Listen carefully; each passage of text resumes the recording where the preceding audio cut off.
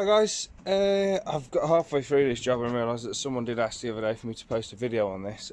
So this is a video on bumper removal.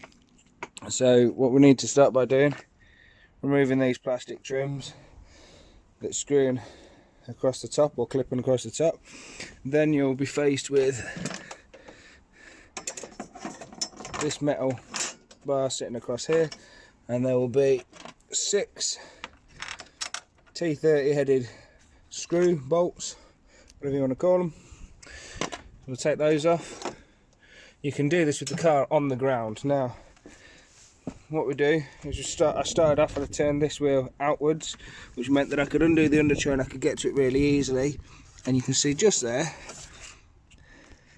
that's where one of the 10mm nuts lives, and just the other side here is your access to the other one. Now you can just about make it out there, but access for it is obtained from inside here. You pass that gap, you can just see it there. So it's a little bit fiddly to get that one back on reassembly, and then I've locked the wheels over the other way, which means I'm able to move this trim out of the way.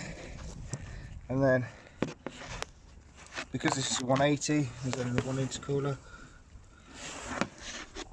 But yeah, you can see, I can't see what's going on with my phone right now, but you have got access to the 2 nuts there. This would have been easier if I'd taken the underchain off completely. You can see where those are.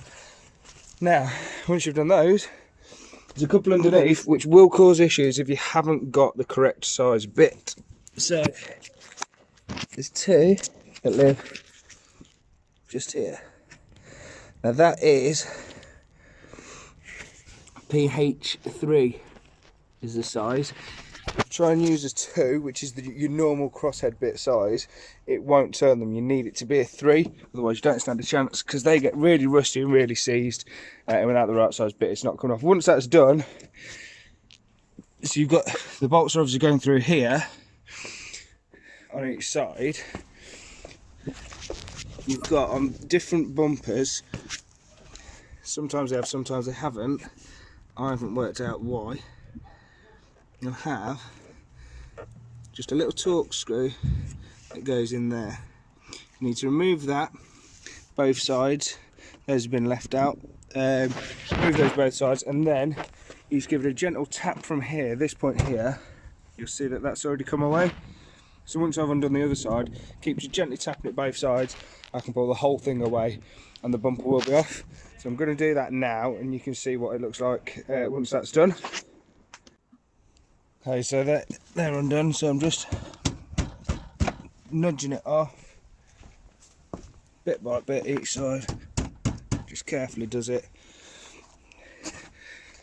and then obviously support the whole thing as you put it forward so it doesn't just fall off. This is where 2 hands would be easier, but I'm trying to show you.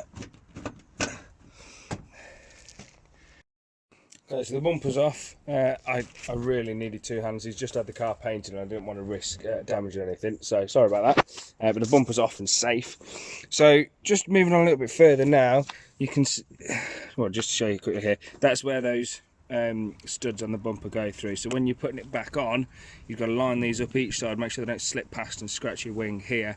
Make sure they line up, and then if you do the top one up first, it pulls the bottom in, because the bottom is a shorter stud and it's difficult to get past the intercooler. So you want to do the top one first, that helps. So if you're removing the headlights, you'll notice these headlights have got the day running lights in that I supply. We're taking these off to have a quick look at his HIDs and the projectors, because he's not happy with those. But you've got 3 fixing points for the headlight, there, there and there. This is an adjuster, so if you screw that, it changes the depth of this point at the back, so you can actually make the headlight sit in a different position. So you know, it needs fine tuning. When you're removing it, down here you've got this little locator and a tab. So you have to, again, when you're refitting it, you'd have got to be conscious of it as well. I don't know whether I can quite catch this, but you have to line that up, and then when you take it off, you have to twist it that way before it will come forwards. But once you've done that, you can just undo all the plugs on the back and job done. You can get access from inside the arch liner to push this away if it is being a little bit sticky. But yeah, that's about it. I mean, under here you've got your horns.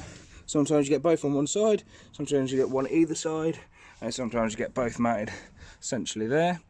But yeah, that's basically all there is to it. So I hope that's helped, and yeah, enjoy whatever you're doing with the bumper off.